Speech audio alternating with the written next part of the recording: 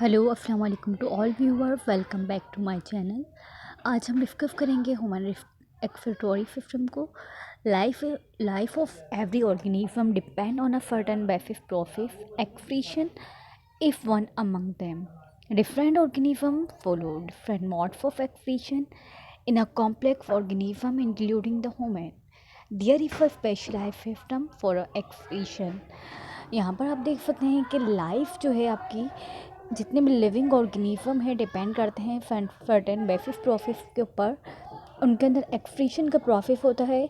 Excretion क्या है? Firstly जितने भी टॉक्सिक सब्सटेंस उनका nitrogenous gas, uric acid, ammonia के फॉर्म में रिलीफ आउट होना बॉडी के अंदर से एक्सक्रीशन कहलाता है।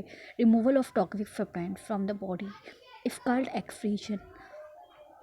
अब डिफरेंट ऑर्गेनिज्म फॉलो करते हैं डिफरेंट मोड ऑफ एक्सक्रीशन। यहाँ पर हम complex organisms include human being के डिस्कस करेंगे। There is a specialized system of excretion. Human excretory system, we all obtain our nutrients from a different sources which are later to digest and metabolize in your body. अब हम देख सकते हैं कि हमारे अंदर जितने भी हम इंग्रेडिएंट्स लेते हैं, ठीक है, फॉर एग्जाम्पल फूड लेते हैं, ठीक है, चाहे वो सॉलिड फॉर्म में हो या फिर आपका लिक्विड फॉर्म में हो, उनमें फिर जितने भी डिफरेंट न्यूट्रिएंट्स होते हैं उसके डिफरेंट सोर्सेस पाए जाते हैं। आफ्टर डाइजेशन के मेटाबॉलिक एक्टिविटी जब होती है बॉडी के अंदर, तो वो क्या होते हैं, डाइजेस्टिव फूड अलग चले जाता है और न्यूट्रिएंट्स अलग हो जाते हैं, और बाकी जो टॉक्सिक सब्सटेंस है वो बॉडी से रिलीफ आउट हो जाता है, वेस्ट मटेरियल जो होता है। After metabolic reaction the human body start to fort out useful and toxic substance in an individual. As we will all know, the accumulation of the toxins may be harmful and the body removes all the metabolic waste by the process is called excretion. यहाँ पर आप देख सकते हैं जितनी metabolic activity, metabolic reactions के बाद ATP and एडीपीएच बनने के बाद बॉडी स्टार्ट करती है यूजफुल सब्सटेंस को अलग करना और टॉक्सिक सब्सटेंस को अलग करना बॉडी से। तो फिर क्या होता है, जैसे ही टॉक्सिक सब्सटेंस और हार्मफुल सब्सटेंस बॉडी से रिमूव आउट होते हैं मेटाबॉलिक एक्टिविटी के थ्रू, वो जो वेस्ट मटेरियल है वो एक्सक्रीशन है कहलाता है आपका। अब different organism follow different modes. यहाँ पे आप देख सकते हैं कि डिफरेंट ऑर्गेनिज्म फॉलो करते हैं डिफरेंट मोड्स को। Excretion such as kidney, lungs, skin and eyes depending on their habitat and food habitat. For example aquatic animal excrete waste in the form of ammonia. अब यहाँ पर आप देख सकते हैं कि मुख्तलिफ ऑर्गेनिज्म जो हैं वो फॉलो करते हैं डिफरेंट मोड ऑफ एक्सक्रीशन, अपने हैबिटाट के अकॉर्डिंग करते हैं, ठीक है। सच एज किडनी, किसके थ्रू कर रहे हैं, किडनी के थ्रू, लंग्स के थ्रू, स्किन के through, and depending on the I depending habitat and food habitat के थ्रू उनका जो रिमूव आउट होता है वेस्ट मटेरियल वो डिपेंड करता है उनके हैबिटाट के ऊपर और फूड हैबिटाट के ऊपर। अब फॉर एग्जांपल जैसे कि एक्वाटिक एनिमल है, एक्सक्रीट आउट करते हैं फॉर्म ऑफ अमोनिया, ठीक है। ये जो बात हो रही है अमोनिया के एक्सक्रीट आउट की, ये किसके अंदर होंगी, ये आपका हाइड्रा हो गया, यूनिसेलुलर ऑर्गेनिज्म हो गया, प्लेनेरिया हो गया, इनके अंदर जो एक्सक्रीशन का प्रोसेस होगा वो फॉर्म ऑफ अमोनिया में रिमूव आउट होगा बॉडी से।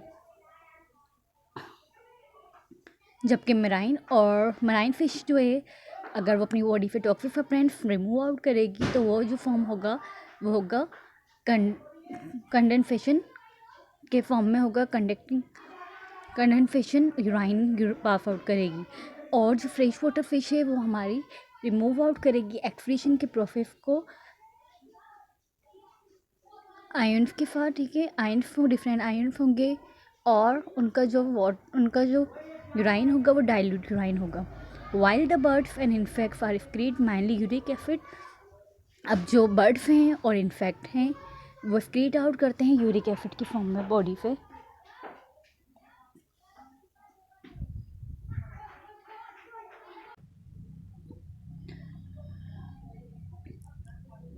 Human produce urea as the major excretory product. Let us have a detailed look at the excretory system. Not to explore the excretory system in a human being in different organs of the excretory system and the mechanism of excretion in human.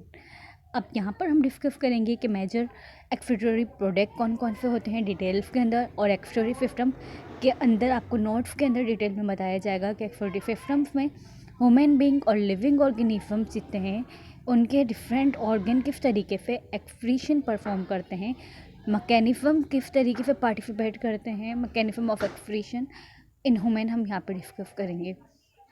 आपकी excretion जो होती है by the skin भी होती है, by the glands भी होती है, और यूराइनरी सिस्टम के थ्रू भी होती है।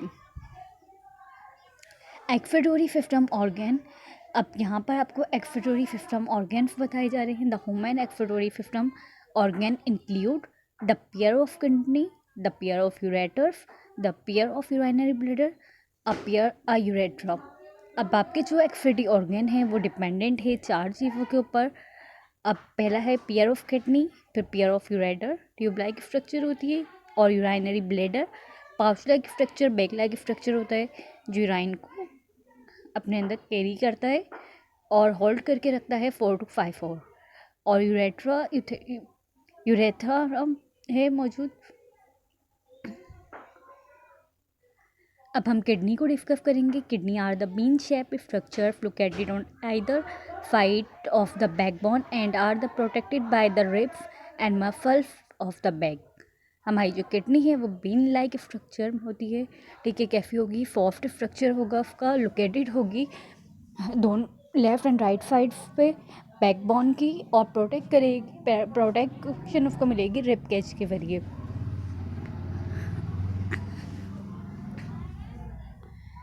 Each human adult kidney have a length of 10 to 12 centimetre.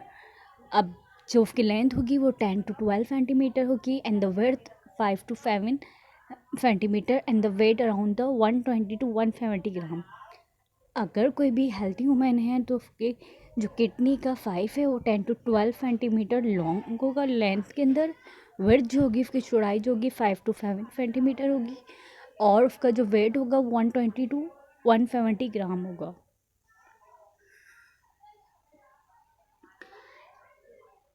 The kidney have an inner concave structure. The blood vessels, uretra, and the nerve enter the kidney through the ileum, which have notch at the inner concave surface of the kidney. The renal pelvis are large funnel-shaped space in a present into the inner ileum.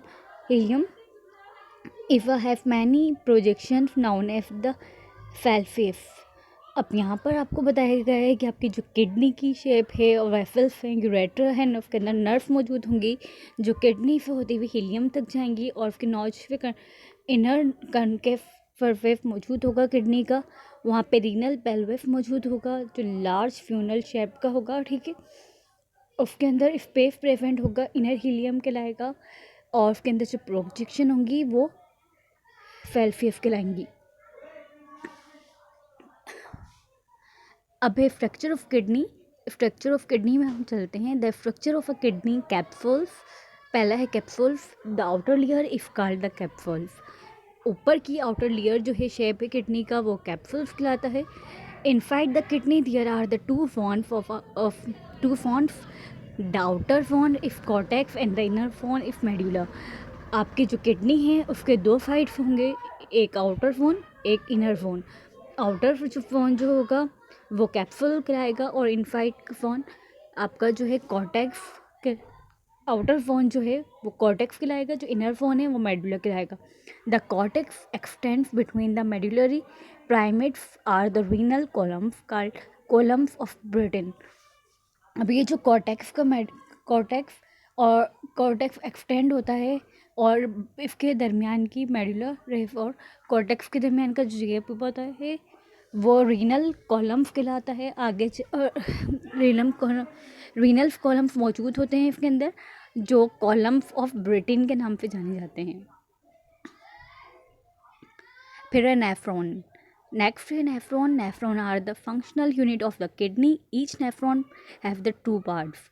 अब आपका जो nephron है वो functional unit है kidney का, perform करता है ये सारे फंक्शन को, पूरी किडनी को मेंटेन रखता है। Each nephron have a 2 parts, इसके 2 पार्ट्स हैं, glomerulus and the renal tubules. Glomerulus is consist of the bunch of capillary from the afferent arterioles. अब यहाँ पर जो है आपके पास ग्लोमेरुलस जो है वो कंसिस्ट करेगा बंच ऑफ कैपिलरीज के अंदर, बारीक बारीक वेन्स पाई जाएंगी, ठीक है, कैपिलरीज पाई जाएंगी जिसके अंदर से ब्लड फ्लो होगा, और वो क्या करेंगी, एफिनेटिव आर्ट्यूल्स के साथ वर्क करेंगी। ब्लड फ्लो जो होगा इसका glomerulus carried away by the afferent articles. अब इसका ग्लोमेरुलस जो है वो कैरी करेगा एफिनेटिव आर्टिकल्स को। एफिनेटिव आर्टिकल्स हमने लास्ट टॉपिक में पढ़ा था कि वो किसके साथ वर्क करते हैं, जो मोटर न्यूरॉन्स और सेंसरी न्यूरॉन्स इन दोनों के साथ वर्क करते हैं आपस में मिलके। The renal tubules start with the cap like structure called Bowman's capsule. अब इसमें जो रीनल ट्यूब्यूल से स्टार्ट करती है एक कैप लाइक स्ट्रक्चर होती है, इफ कॉल्ड बुमैन्स कैप्सूल, उसको बुमैन्स कैप्सूल कहा जाता है। And this enclose the glomerulus, the malpighian body consist of the glomerulus of the Bowman's capsule. अब इसमें मैग्नीफाइंस बॉडी कंसिस्ट करेंगे ग्लोमेरुलस के ऊपर और बुमेन्स कैप्सूल के ऊपर। The highly coiled structure in the tubules next to the Bowman's capsules in the proximal convolute tubule. अब इसका जो स्ट्रक्चर होगा ग्लोमेरुलस का कैसा होगा, बिल्कुल कैप्सूल की स्ट्रक्चर देगी, और वो क्या होगी, बिल्कुल क्वाइल्ड होगी। उसकी जो वेन्स होंगी आपस में क्वाइल्ड फॉर्म के अंदर पाई जाएंगी, और वो एक प्रॉक्सिमल कॉन्वोल्यूटेड ट्यूब्यूल का स्ट्रक्चर शो करेंगी। The loop of Henle's and the next part of the tubules Henle loop which have an ascending and descending limb. इनके पास क्या होंगी, एक बिल्कुल सीधी तादाद में रो बना के इसके लॉब्स मौजूद होंगे, कहीं कहीं पे असेंडिंग होंगी, कहीं कहीं पे डिसेंडिंग लिम्ब्स मौजूद होंगे। The ascending limbs continue the distal convoluted tubule and the distal convoluted tubules have many nephrons open into the collecting duct।